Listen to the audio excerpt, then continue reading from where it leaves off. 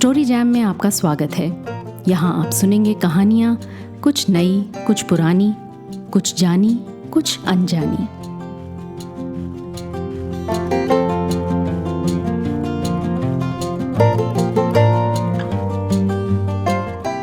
Story jam की कहानियाँ YouTube के साथ साथ Spotify, Apple podcast, Google podcast जैसे सभी प्लेटफॉर्म्स पर उपलब्ध है। अगर आपको कहानियाँ सुनना अच्छा लगता है तो इस चैनल को जहां भी आप सुन रहे हैं वहां सब्सक्राइब जरूर करें। अगर YouTube पर सुन रहे हैं तो बेल आइकन जरूर दबाएं। इससे जब भी नई कहानी स्टोरी जैम पर आएगी आपको तुरंत खबर मिल जाएगी। अगर आपके मित्र या परिवारजन भी कहानियों के शौकीन हैं तो उनके साथ ये चैनल या कहानी WhatsApp पर जरूर शेयर करें।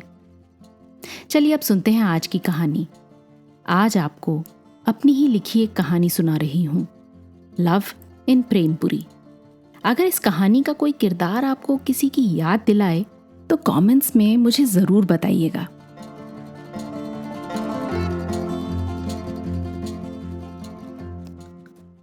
आज से ठीक 1 साल पहले गुड्डू यानी गिरजा शंकर गुप्ता प्रेमपुरी में अपनी दुकान के सामने खड़ा सोच रहा था कि अगर उसने खुदकुशी करने के लिए रस्सी अपनी ही मार्केट की एकमात्र हार्डवेयर की दुकान हिम्मत राय एंड सन्स से खरीदी तो रस्सी के पैसे दे ना पाएगा कि पापा जी को खबर पहुंच जाएगी।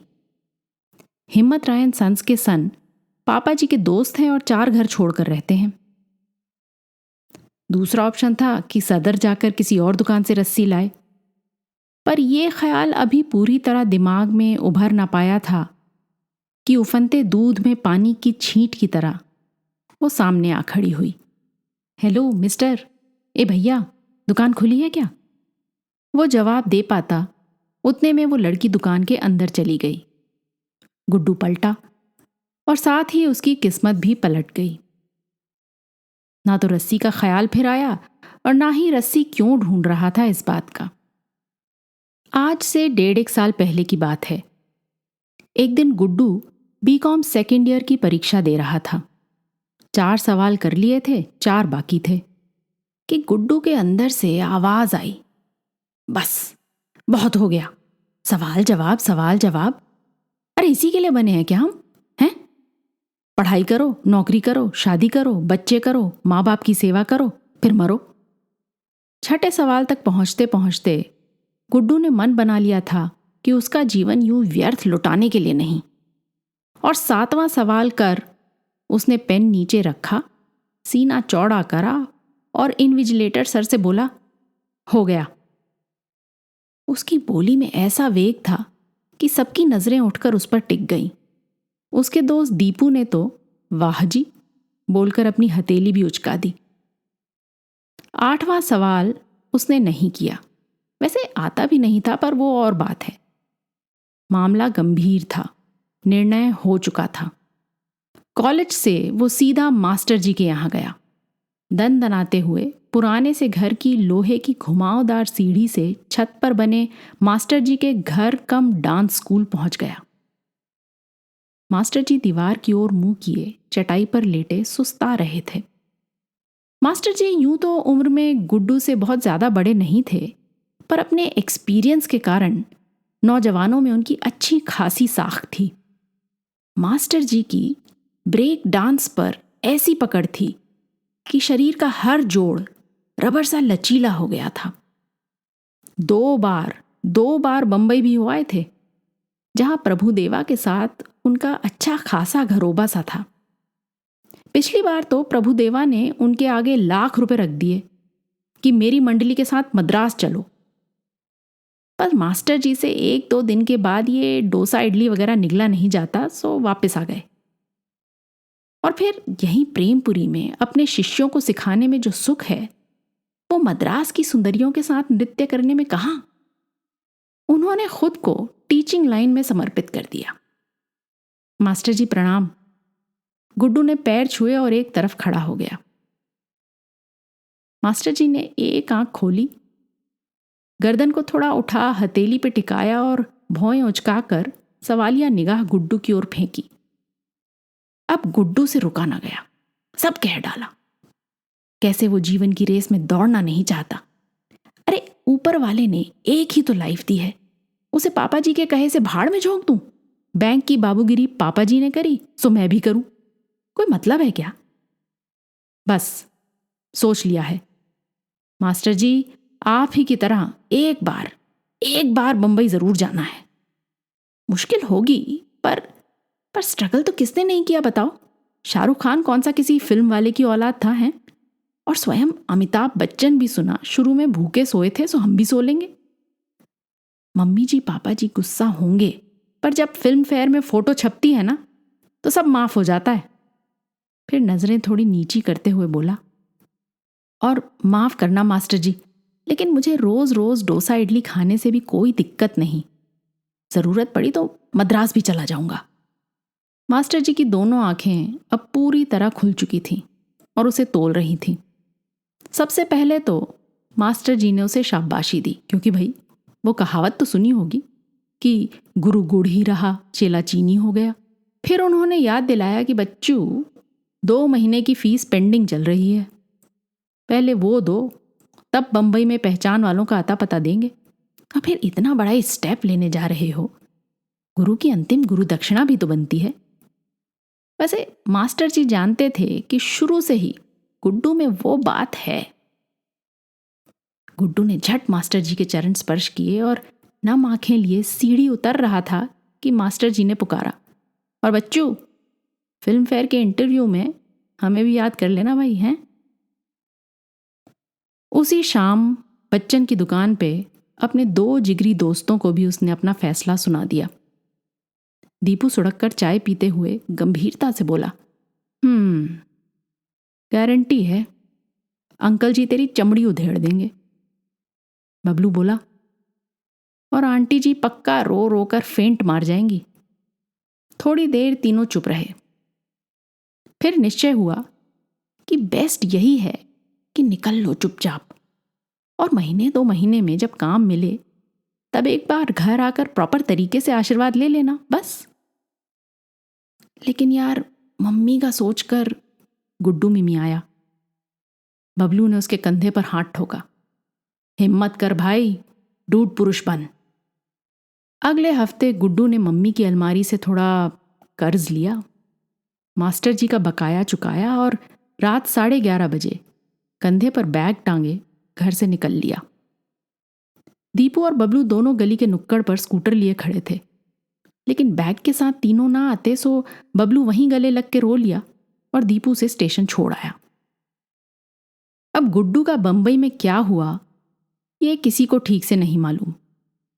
सच तो ये है कि वो अपने आप में एक लंबी कहानी है जो फिर कभी सुनिएगा। जरूरी बात यह है कि यहां प्रेमपुरी में क्या हुआ। गुड्डू जो चिट्ठी छोड़ गया था उसे पढ़कर पापा जी को इतना गुस्सा आया कि उन्होंने जाली के दरवाजे को वो लात मारी कि उनका पैर इस पार से उस पार निकल गया। मम्मी जी कभी सुबक सुबक कर रोती, कभी जोर से, और कभी सर पकड़कर चित्त लेट जाती। 1-2 दिन तो उन्होंने शर्म के मारे किसी को कुछ नहीं बताया, पर ऐसी बात कहीं छिपती है भला। पापा जी पुलिस स्टेशन गए। बालिग लड़का अपनी मर्जी से गया है, पुलिस वाला बोला, और साथ ही ये भी जोड़ दिया कि फोटो से तो हीरो बनने के चांस कम लग रहे हैं। हाँ, हीरो के दोस्त का रोल मिल सकता है। पापा जी ने हाथ से फोटो छीनी और वहां से निकल पड़े। पूछते पाछते दीपू के घर पहुंचे तो वो उन्हें देखते ही चंपत होने की कोशिश करने लगा। दीपू के पिताजी ने उसे वापस बुला लिया, सारा माजरा समझा, और फिर दोनों पिताओं ने उसकी ऐसी धजा बनाई कि उसको उन्हें मास्टर जी का पता बतलाना ही पड़ा। अगले दिन पापा जी बैंक बंद होने के बाद अपने बैंक के गार्ड को साथ लेकर मास्टर जी की दुछत्ती पर पहुंचे। सीढ़ी चढ़कर सांस तो फूल ही गई थी। वहां कमर मटकाते लड़के देखकर रहे सहे होश भी उड़ गए। छोटे कद के तमतमाते चेहरे वाले आदमी को देख मास्टर जी को भले कुछ ना समझ आया हो, लेकिन उनके पीछे आते लंबी मूंछों वाले बंदूकधारी को देख वो सब समझ गए। स्टूडेंट्स को झटपट तखलिया किया और अंकल जी को बैठने को कहा। लेकिन अंकल जी कहाँ बैठने वाले थे, खड़े खड़े ही सुना दिया, लड़कों को गुमराह करते हो, पुलिस में पकड़वा दूंगा, गुड्डू को क्या घुट्टी पिलाई तूने, किसका पता दिया तूने उसे बंबई में, वगैरह वगैरह। अगले ही दिन गुप्ता जी ने बैंक में आपातकालीन छुट्टी की अर्जी दी, 4 पूड़ी बंधवाई और बंबई की ट्रेन पकड़ ली। जग हंसाई का डर तो अब मन से निकल ही गया था, सो जिसने जो मदद कर दी उसके वो आभारी हुए। मम्मी जी की मौसेरी बहन का लड़का बंबई में नौकरी कर रहा था, उसको फ़ोन मिलाया और अपने टिकने का इंतज़ाम किया। लड़का क्या था, हीरा था, प्राइवेट बैंक में कार्यरत था, सुबह स्नान पूजा कर ऑफिस निकल जाता।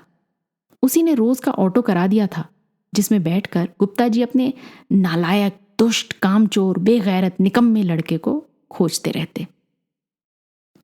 पूरे 2 हफ्ते गुप्ता जी ने बेटे को खोजा। मास्टर जी के बताए पते फर्जी निकले, या वहां कोई ना मास्टर जी को जानता था ना गुड्डू को। जब घर वापस लौटे तो मम्मी जी उन्हें अकेले दरवाजे पर खड़ा देख फूट फूट कर रोने लगी। 5 महीने निकल गए। घर पर मायूसी का अंधियारा छा गया। पास पड़ोसियों से पहले ही बातचीत बची नहीं थी। रिश्तेदार भी फोन पर 1-2 इधर उधर की बात कर पूछ ही लेते थे कि गुड्डू की कोई खबर आई। क्या बताते कि 4-5 बार गुड्डू का फोन आया, मम्मी से बातचीत भी हुई। मैं ठीक हूं, काम ढूंढ रहा हूं, जल्दी मिल जाएगा। पापा ज्यादा गुस्सा हैं क्या? गुप्ता जी कभी कभी तैश में आकर बीवी पर इल्जाम लगाते कि तुम ही ने सर चढ़ाया इकलौते लड़के को, तो कभी वो गुप्ता जी पर गरज बरस पड़ती। बैंक की नौकरी में खुद कौन से धन्ना सेठ बन गए जो लड़के को बैंक की परीक्षा की तैयारी में लगाना चाहते थे। फिर 6ठे महीने देर रात फोन बजा। गुप्ता जी बिना लाइट जलाए लड़खड़ाते टकराते फोन तक पहुंचे। मम्मी जी धड़कता दिल हथेली में लिए डबल बेड पर बैठी अंधेरे में जाप करने लगी। सन्नाटे में पापा जी की आवाज घर में गूंज रही थी। हाँ, नमस्ते नमस्ते। अच्छा, किसने बताया? अच्छा, ठीक है, मैं कल सुबह निकलता हूं। मौसी के लड़के ने गुड्डू का पता लगा लिया था। गुड्डू बीमार है, पर घर जाने से मना करता है। आकर समझाओ, भांजे ने सलाह दी। बंबई पहुंचकर गुप्ता जी ऑटो कर भांजे के बताए एड्रेस पर पहुंचे। एक बदबूदार गली के छोर पर, टूटी सी इमारत की पहली मंजिल पर, जब एक जैसे दिखने वाले कई दरवाजों में से एक पे गुप्ता जी ने दस्तक दी, तो दरवाजा खोला गुड्डू ने। दाढ़ी बढ़ी हुई थी, आंखें धसी हुई, होठों पर सूखी पपड़ी जमी थी और कमीज बेतरतीब सी कंधों पर लटकी हुई थी। बेटे की ऐसी हालत देखकर गुप्ता जी को चक्कर आ गया। गुड्डू भी पापा जी को देखकर पहले तो चौंका, पर फिर उन्हें सहारा देकर संभाला। पूरे 6 महीने लगे, लेकिन गुड्डू मिल गया। बहुत हुआ तेरा ये शौक, कांपती आवाज में पापा जी बोले। समझा बुझाकर गुप्ता जी लड़के को घर ले आए। अब ये है 1 साल पहले की बात। गुड्डू प्रेमपुरी वापस आया तो शुरू में तो लोगों और फोन दोनों का तांता लग गया। सब जानना चाहते थे कि आखिर हुआ क्या। दीपू और बबलू उसे गले लगाकर पहले तो खूब भावुक हुए, पर 2-4 दिन में उसकी टांग खींचने लगे। गुड्डू की बंबई भागने की खबर फैलते ही प्रेमपुरी के माँ बाप ने मिलकर मास्टर जी का बोरिया बिस्तर बंधवा दिया था।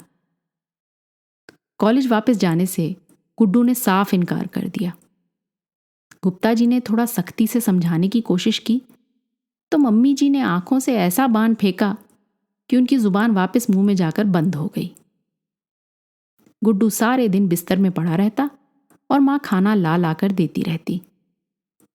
जहां बंबई ने कमजोरी से मुंह पोपला कर दिया था, वहीं 2 महीने में ही मम्मी जी के देसी घी के पराठे खा खाकर गुड्डू ना सिर्फ वापस भर गया, बल्कि थोड़ा सा फूल भी गया। एक दिन सुबह सुबह मम्मी जी गुड्डू के कमरे में आई, कमरे का दरवाज़ा बंद किया और बेड के पैताने बैठ गईं। फिर धीरे धीरे सुबकने लगी। गुड्डू हड़बड़ा कर उठा और मुंह खोले उन्हें ताकता रहा। 2-4 मिनट तक जब गुड्डू कुछ ना बोला तो मम्मी जी की आवाज़ थोड़ी और ऊंची हो गई। खैर 15 मिनट बाद जब मम्मी कमरे से बाहर निकली, पल्लू से आंसू और नाक पोंछे, पापा जी के पास बरामदे में गईं और बोली, सुनो, अपने दोस्त गजिंदर से बात कर लो, वो अपनी दुकान बेचना चाह रहा है, गुड्डू के लिए खरीद लो। और बस यूं ही एक दिन गुड्डू बन गया गिरजा शंकर गुप्ता, प्रोप्राइटर, तोहफा तोहफा तोहफा गिफ्ट शॉप। लेकिन ये कहानी यहां खत्म नहीं हुई, कुछ मानों में तो अभी शुरू भी नहीं हुई। गुड्डू सुबह से शाम तक दुकान पर बैठता, केबल टीवी पर पिक्चरें देखता, सिवाय प्रभु देवा की पिक्चरों के। वो टीस अभी तक ठीक नहीं हुई थी।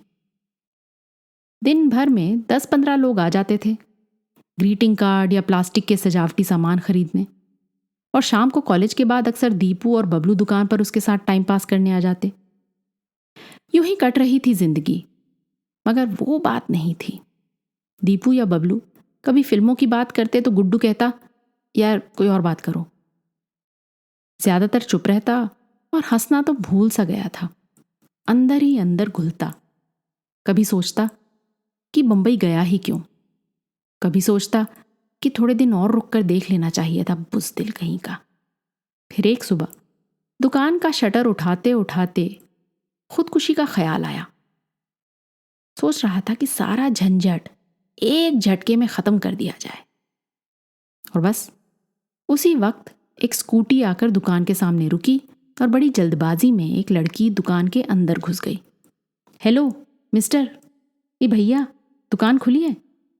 ज्यादातर खरीदारों को गुड्डू पहचानता था।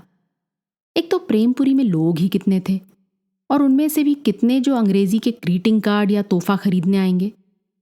और उनमें से ऐसी लड़की ने कदम कभी नहीं रखा था तोहफा तोहफा तोहफा गिफ्ट शॉप में। वो इधर उधर देख रही थी। गुड्डू ने दरवाजे से ही पुकारा, क्या दिखाऊं madam? Greeting card, gift item, teddy bear, diary, photo frame, table clock, wall clock, gift paper, sticker. Greeting card दिखाओ, शादी के, कॉन्ग्रेट्स के। ये देखिए, यहां लगे हैं सब, सिस्टर, ब्रदर, फ्रेंड। आपको किसके लिए चाहिए? बॉयफ्रेंड के लिए। गुड्डू सकपका गया।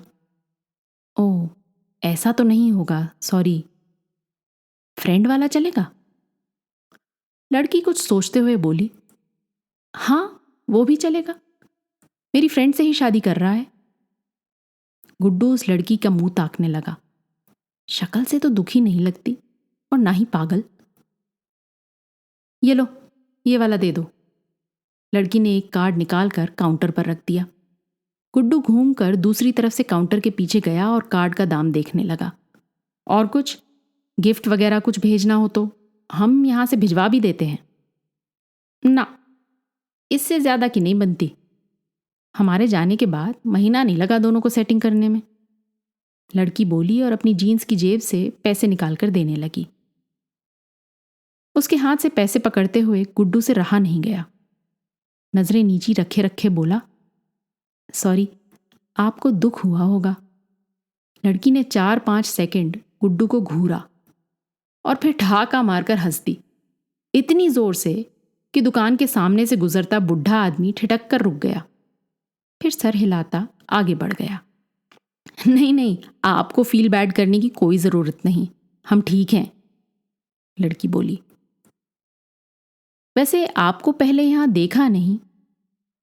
गुड्डू दराज में चेंज ढूंढने की एक्टिंग कर रहा था। असल में वो लड़की ऐसा साइक्लोन लेकर आई थी कि वो तो क्या, सारी की सारी दुकान उस चक्रावत में खींची जा रही थी। गुड्डू बातचीत का सिरा थामे संभलने की कोशिश कर रहा था। वो बोली, हम यहां 2 महीने पहले ही आए हैं। पापा रेलवेज में हैं। मुगल सराय से यहां ट्रांसफर कराना पड़ा। कराना पड़ा मतलब?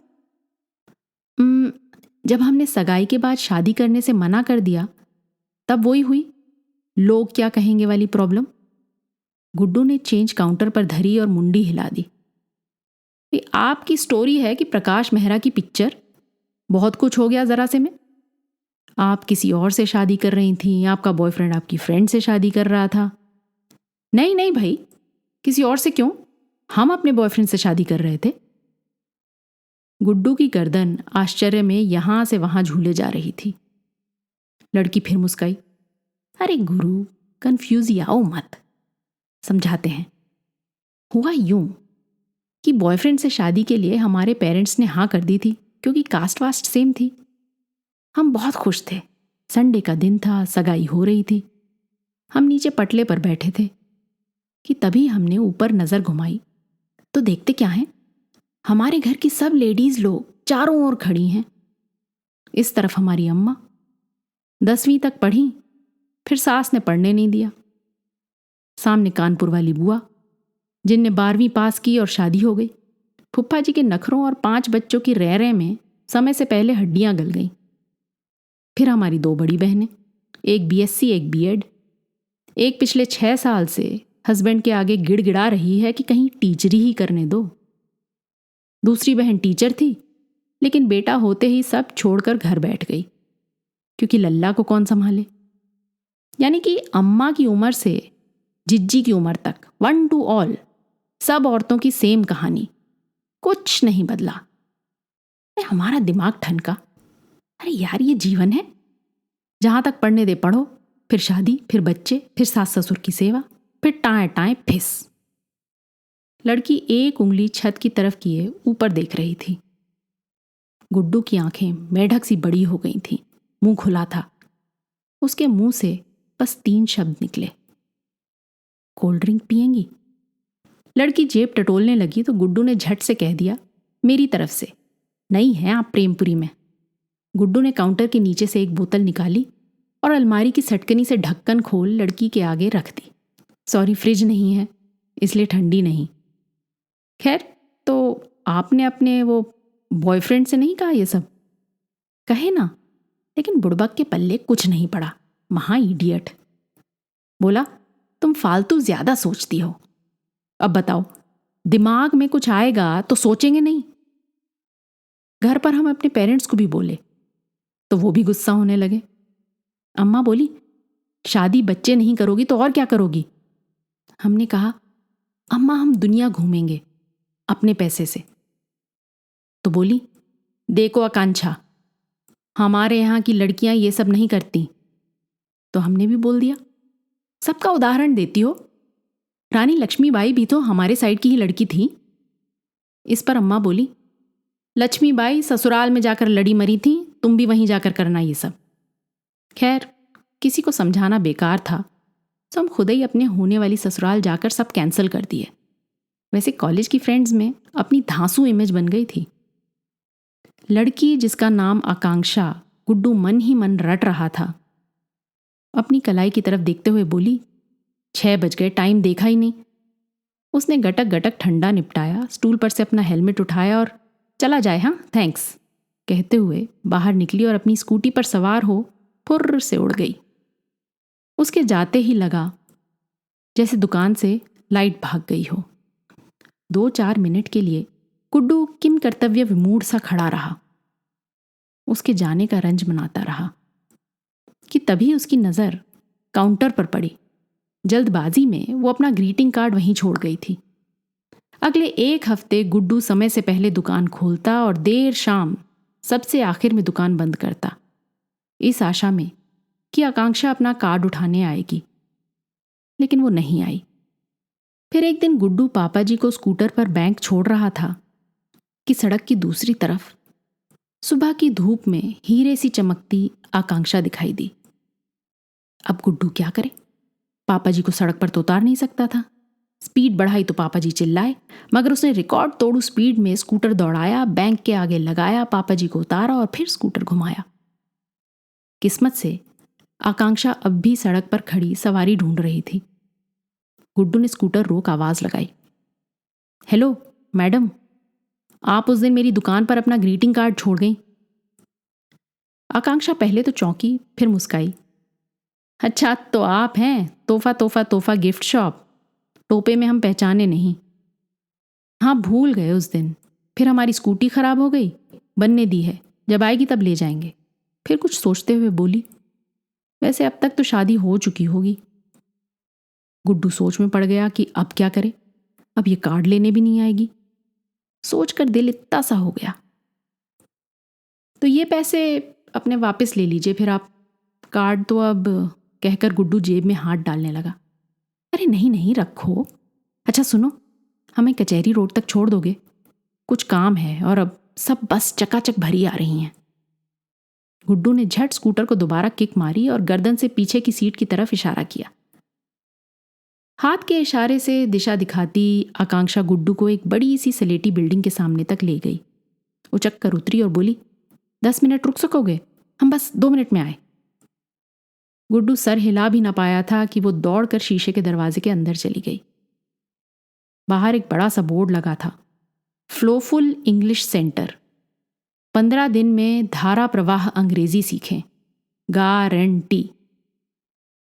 आधे घंटे में गुड्डू ने कई बार सोचा कि इस अजीब पागल लड़की को वहीं छोड़कर स्कूटर दौड़ा ले, लेकिन वो कर ना सका। जब वो लौटी तो कुछ सोच में थी। सर पर काला बादल मंडरा रहा था और कदम धीमे थे। क्या हुआ? गुड्डू बोला, पर उसने जवाब न दिया। गुड्डू ने स्कूटर स्टार्ट किया, तब भी वो कुछ नहीं बोली। गुड्डू भी स्कूटर चलाता रहा। बड़ा बाजार, क्लॉक टावर, स्टेशन, पुराना पुल, गांधी चौक। जिस सड़क पर वो मिली थी वो भी आकर चली गई। गुड्डू स्कूटर चलाता रहा, वो चुप रही। फिर गुड्डू ने स्कूटर रोका। अरे, ये तो आप अपनी दुकान ले आए। नहीं तो क्या, आपसे 6 बार पूछ चुका हूं कि कहाँ जाना है, कोई जवाब नहीं। अब दुकान खोलने के टाइम से भी ऊपर हो गया है। वो बोली, पर खड़ी रही। अच्छा ऐसा कीजिए, ठंडा पीजिए और बताइए कि सांप क्यों सूंघ गया है आपको। 5 मिनट दुकान की चूं चूं करते पंखे की हवा खा, गर्म कोल्ड ड्रिंक पी, आकांक्षा की जुबान फूटी।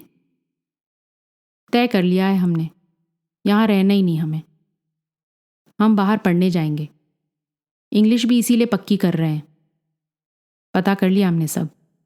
आकांक्षा काउंटर से पीठ टिकाए खड़ी सोच रही थी। गुड्डू भी उसके बगल में कमर टिकाकर खड़ा हो गया। बाहर पढ़ने यानी? उसने पूछा। मतलब USA, कनाडा, कहीं भी। नंबर अच्छे आते हैं हमारे। MA में एडमिशन कराकर हम तो चले। ये कहकर उसने हथेली का हवाई जहाज उड़ा दिया। फिर कुछ सोचकर बोली, लेकिन अगर घर वालों को पता चल गया तो बाबूजी अपने रेलवेज के TT से हमें ब्याह देंगे। गुड्डू का दिमाग चक्कर घिन्नी सा घूम रहा था। ये लड़की थोड़ी बोराई हुई है, इसमें कोई शक नहीं। तो आप उन्हें मत बताओ, एडमिशन होने तो दो। फॉर्म भरने हैं, वो बोली। लेकिन अगर घर का एड्रेस दे दिया और घर में एक भी चिट्ठी पहुंच गई तो ऐसा बवाल मचेगा कि उड़ने से पहले ही हमारा एरोप्लेन पंचर कर दिया जाएगा। आप एक काम कीजिए आकांक्षा जी, गुड्डू कुछ सोचकर बोला। आप यहाँ का एड्रेस लिखवा दीजिए। यहाँ चिट्ठी आएगी, आप ले जाना। क्यों, कैसी रहेगी? आकांक्षा की आंखें पहले फैली, फिर उनमें ऐसी चमक आई कि चांद सितारों में क्या होगी। भोकाल तोहफा जी, आप तो गजब हो। अगर बनारस होता ना तो हमारी सहेली लोग ऐसे ही बिल्कुल सपोर्ट में रहती। तो मुझे भी अपनी सहेली ही समझिए, गुड्डू के मुंह से निकला और दोनों खिलखिलाकर हंस दिए। फिर क्या था, आकांक्षा का पोस्टल एड्रेस हो गया तोहफा तोहफा तोहफा गिफ्ट शॉप। आकांक्षा दिन में एक बार दुकान के सामने अपनी स्कूटी रोक पूछ लेती कि कोई चिट्ठी तो नहीं आई। फिर कुछ दिन में स्कूटी बंद कर 2 मिनट बात करने लगी। फिर बड़े बड़े लिफाफे आए और उनमें रंग बिरंगे प्रॉस्पेक्टस। ऐसी दुनिया की तस्वीरें जो कभी नहीं देखी। चटख नीले आसमान के नीचे हरी हरी घास पर बैठे लेटे किताबें पढ़ते विद्यार्थी। सिनेमा हॉल जैसे बड़े क्लासरूम, उनमें तल्लीन स्टूडेंट, साफ सुंदर सड़कें। गुड्डू और आकांक्षा घंटों उन तस्वीरों में झांकते और कहानियां बनाते, जैसे सपनों के सैकड़ों कबूतर किसी ने खुले आसमान में छोड़ दिए हों। आपकी तो बस लाइफ बनने वाली है आकांक्षा जी, गुड्डू कहता और ब्रेक डांस के अंदाज में कोल्ड ड्रिंक पेश कर देता। बस कुछ ही दिन की बात है, फिर फुर्र। दुकान में टकरा गए तो दीपू और बबलू से भी आकांक्षा को उसने मिलवाया, पर आकांक्षा और गुड्डू का राज राज ही रहा। दोस्त अकेले में उसकी टांग खींचते और गुड्डू कुछ ना कहता, बस मंद मंद मुस्कुरा देता। दिन आकांक्षा के थे जो सपनों के पर फैला उड़ रहे थे, और रातें रातें गुड्डू के हिस्से आईं, थमी सी सिकुड़ी सी। जब वो अपनी आंखों में नींद और जीवन में मतलब खोजता। आकांक्षा की उमंग ऐसी लहर बनकर आई थी कि उसकी नाव डूबने से बच गई। जब वो उसके साथ होता तब सब कुछ भूल जाता, लेकिन उसके जाते ही गुड्डू उदासी की दलदल में धंसता जाता। कुछ ही दिन में आकांक्षा हमेशा के लिए चली जाएगी, ये ख्याल आते ही उसका दिल मुंह को आता। उसकी हालत कुछ ऐसी हो गई थी कि एक दिन सुबह मम्मी जी ने आवाज लगाई। उनके कमरे में गया तो पापा जी हाथ बांधे पलंग के पैताने बैठे थे। मम्मी पीछे। देखो गुड्डू, तुम्हारी मम्मी को चिंता है तुम्हारी। कह रही थी तुम आजकल देर रात तक छत पर टहलते रहते हो, खाना भी ठीक से नहीं खाते। फिर आवाज धीमी करके बोले, और गजेंद्र बता रहा था आजकल कोई लड़की दुकान पर बहुत चक्कर लगा रही है। ये सब नया नाटक क्या है भाई? हैं एक बार हमारी इज्जत की धज्जी उड़ा चुके हो, फिर कोई ऐसा काम न करना, समझे? अपना कहा और उठकर चल दिए। फिर एक दिन सुबह सुबह डाकिया एक छोटा लिफाफा दे गया। किसी विदेशी यूनिवर्सिटी का छापा था। आकांक्षा ने कहा था कि बस अब किसी भी दिन मन किया खोलकर पढ़ ले, लेकिन उसकी चिट्ठी वो कैसे खोल सकता है? पर उसे ये यकीन था कि यही वो चिट्ठी है जो उसकी नई नई मिली सारी खुशियों को उसके हाथ से एक झटके में खींच लेगी। दोपहर तक गुड्डू की हालत यूं थी कि उसे न आए चैन न बाएं। रह रह कर सड़क की तरफ देखता। आकांक्षा अक्सर 4 बजे के बाद आती थी, आज 4 ही नहीं बज रहे थे। फिर स्कूटी की आवाज आई और उसके साथ वही हवा का ठंडा झोंका। स्कूटी खड़ा कर वो हेलमेट झुलाती दुकान में आई। वो अपनी धुन में बतियाए जा रही थी। बेतकल्लुफी से टीवी का चैनल बदल रही थी। काउंटर के पीछे से भुजिया का पैकेट उठा उसे खोलने की कोशिश कर रही थी। गुड्डू के मन में आया कि उस लिफाफे के बारे में कुछ ना कहे। क्या जरूरत है? खुश तो है आकांक्षा। उसे लगता है वो फॉरेन जाकर खुश होगी, लेकिन क्या पता कैसा हो कनाडा, यूएस से। यहां वो उसकी हर खुशी का ख्याल रखेगा। वो उसके बॉयफ्रेंड की तरह महा इडियट नहीं जो उसे जाने दे। तबीयत ठीक है? हेलो, आज आपकी हवाइयां क्यों उड़ी हुई हैं तोहफा जी? आकांक्षा ने उसके चेहरे के आगे चुटकी बजाई तो गुड्डू एक ही झटके में धरती पर धम्म से आ गिरा। आखिर सोच क्या रहा था वो? आकांक्षा से चिट्ठी छुपाकर कौन सा महान काम करने जा रहा था? आकांक्षा जी, एक बुरी खबर है, वो गंभीरता से बोला। क्या हुआ? आकांक्षा का मुंह भुजिया चबाते चबाते रुक गया। आंखें सवालिया हो गईं। ब्रेक डांस वाली अदा से गुड्डू ने आकांक्षा को लिफाफा पकड़ाया तो उसने खोलने से पहले ही चीख मार दी। खोलकर पढ़ते ही उसका चेहरा लाल हो गया। आंखों में आंसू भर आए, होंठ कांपने लगे। गुड्डू का दिल बैठ गया। वो तो मजाक कर रहा था, क्या पता था कि सच में बुरी खबर है। गुड्डू, आकांक्षा बोली। गुरु, अपना तो उड़ने का टाइम आ गया। और फिर एक चीख मारकर गुड्डू के गले लग गई, पर बस एक ही सेकंड, फिर अलग। गुड्डू के अंदर एक इमारत जैसे धीरे धीरे ढह रही हो, बिना आवाज किए। अरे अभी कहाँ आकांक्षा मैडम, अभी तो वो वीज़ा वगैरह लगवाओगी, फिर तुम्हें प्लेन में चढ़ा कर आऊंगा। वीज़ा पासपोर्ट की चिंता नहीं, उसका इंतज़ाम हम पहले ही कर लिए हैं। मतलब? गुड्डू चौंका। मतलब ई बात तोहफा जी कि फ्लोफुल इंग्लिश इंस्टीट्यूट में हमें एक भैया मिले थे, बहुत मददगीर। पहले दिन ही उनसे बात हो गई थी। ये सब कॉलेज का आता पता वही दिए थे, वरना हम कहाँ ढूंढते। वीज़ा वगैरह भी कराएंगे ऐसा तय है। फिर गुड्डू की तरफ झुककर बोली, अम्मा ने जो हमारी शादी के लिए जेवर इकट्ठा किए हैं उन्हें भुना कर हम तो निकल लेंगे, भाग जाएंगे हम घर से। वाह आकांक्षा जी, कोई लड़की तो लड़के के साथ भागती है, गुड्डू बोला तो झट से आकांक्षा ने जोड़ा, कोई लड़की तो लड़के के साथ भागती है गुरु, हम तो इकल्ले ही अपने सपनों के साथ भाग लेंगे। एक आघात सा हुआ गुड्डू पर। वो रात याद आ गई जब स्टेशन पर दीपू से गले मिल पीठ ठोक वो भी बंबई रवाना हुआ था। फिर पलक झपकते बंबई में बिताए अपने दिनों की एक फिल्म सी गुजर गई आंखों के सामने। वो आकांक्षा को बहुत कुछ कहना चाहता था, लेकिन विचार और शब्दों का ऐसा गुबार सा उठने लगा सीने में कि उसकी गर्द में सब धुंधला गया। क्या बोले? कि आकांक्षा घर छोड़कर मत जाओ, इतने सपने मत देखो, कि सपने टूटते हैं तो कांच की तरह, और उनके टुकड़े ऐसे धंसते हैं जीवन में कि सालों निकालते रहो और दर्द सहते रहो। मगर वो कुछ नहीं बोला। उसको क्या हक है? और उससे गलतियां हुई इसका मतलब ये नहीं कि दूसरे से भी होंगी। बंबई में हीरोइन बनने नहीं जा रही, पढ़ाई करने जा रही है आकांक्षा। टीवी पर प्रभुदेवा का गीत बजा, नौजवानों बात मानो, कभी किसी से न प्यार करना। गुड्डू ने वॉल्यूम का कान उमेट पूरा तेज किया। दुकान के बाहर से गुजरता बूढ़ा आदमी ठिठक कर रुक गया। देखा दुकान के अंदर एक लड़का और एक लड़की अजीब से ढंग से नाच रहे हैं। टीवी चिल्ला रहा है, के सेरा सेरा सेरा, जो भी हो सो हो। वो बूढ़ा आदमी सर हिलाता आगे बढ़ गया।